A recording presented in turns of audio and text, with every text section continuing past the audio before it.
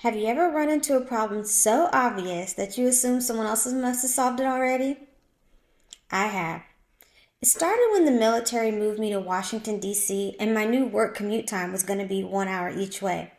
So it was imperative that I had everything I needed for the day, such as my laptop, my food, my water, my coffee, my gym clothes, etc., because running home real quick was no longer an option.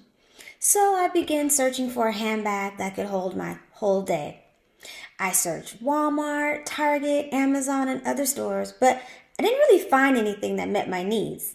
Eventually, out of desperation and time, I settled on a medium sized black nylon tote. It wasn't structured and it didn't have all the compartments that fit all my stuff, and it wasn't cute. But it was subdued, professional, and technically regulation compliant, so I went with it. One Monday morning, while rushing out the door for work, I quickly packed my stuff in my new bag, such as my laptop, my food, and my water bottle that I didn't close all the way. And because there were no pockets large enough to fit my 40-ounce water bottle, it shared the same space as my laptop. I jumped quickly in the car, I set the tote on the passenger seat upright, and I headed to work. On the drive to work, the traffic suddenly stopped, and I had to slam on my brakes real quick. The tote had fell forward on the seat, but I didn't think much of it, so I left it there. I arrived to work, I parked my car, I went to pick up my handbag, and guess what happened? Water came gushing out. The water bottle had leaked inside the bag, soaking my laptop, and my laptop was completely destroyed. I lost most of the week of work trying to reconfigure everything on my new laptop. And I told myself, okay, lesson learned, get a better bag. Oh, and make sure the lid is secure, of course. So I searched again for a better, more functional bag that met all my needs, one that was regulation compliant, had intentional organization, spacious, and of course, cute. And still nothing. Not long after that, this same exact thing happened again. It was the same bag, same water bottle, same setup, same sudden traffic stop, and same spill. But this time, when it fell over, I grabbed it immediately to prevent damage. But it scared me. And I realized this wasn't bad luck. It was bad bag design. And that was my breaking point. For 20 years, I served in the Air Force, and like many other professional women, whether in uniform or not, I need to carry with me everything that enables me to optimize my day, my time, and allows me to function at a high level. But in the military, there's an extra layer that civilians don't have. We have strict uniform regulations that even handbags must comply with. That means the handbags need to be professional, neutral, non-distracting, no design, no logo, in certain size and dimensions, and often just black. Sounds simple to find, right? But it's not. Because every option on the market forces some compromise. Some bags were functional, but they looked too tactical or too masculine. Some were stylish, but they're out of regulations. And some technically met the rules, but they couldn't handle real life, like my disastrous tote. So like many women, I just adapted. I had multiple bags and many workarounds, and basically I had to settle for the 80% solution. And I started to realize that underneath all of this was a subtle yet very obvious message that said, you weren't designed for.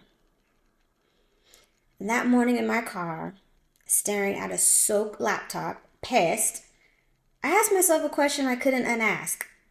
How is it possible that there have been millions of women who have served in the military and we're still improvising on something as basic as a handbag? And not because we want to, but because we have to. And once you see a problem that clearly, you can't pretend it's not there anymore. So I stopped searching for a better bag. And I did something only 1% of the population dares to do.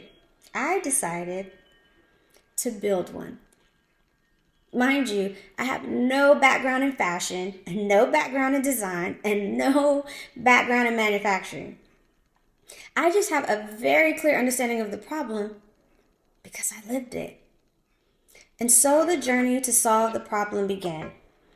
I started talking to other military women, such as pilots and nurses and medics, instructors, working moms and leaders, and I kept hearing the same thing over and over again. They said, we just make do.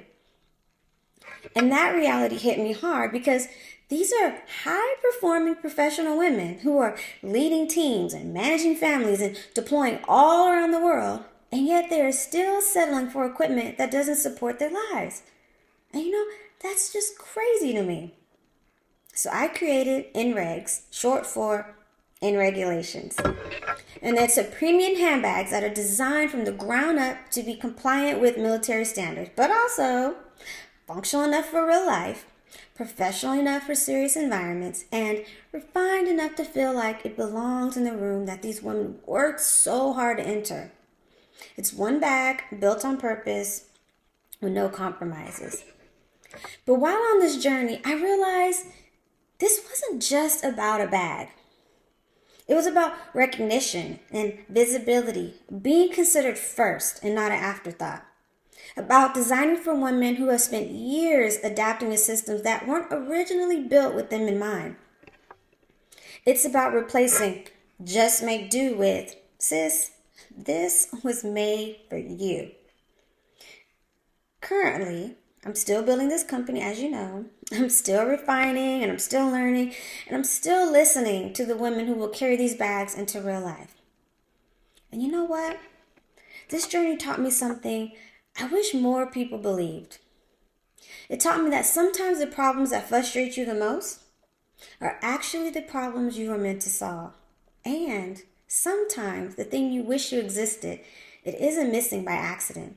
It's missing because the world is waiting for you to build it. To close, I'm super excited for the future of INREGs because I know the next time traffic suddenly stops, the only thing spilling out of my bag, it will not be water, it will be confidence. Please follow the INREGs journey. Thank you for listening.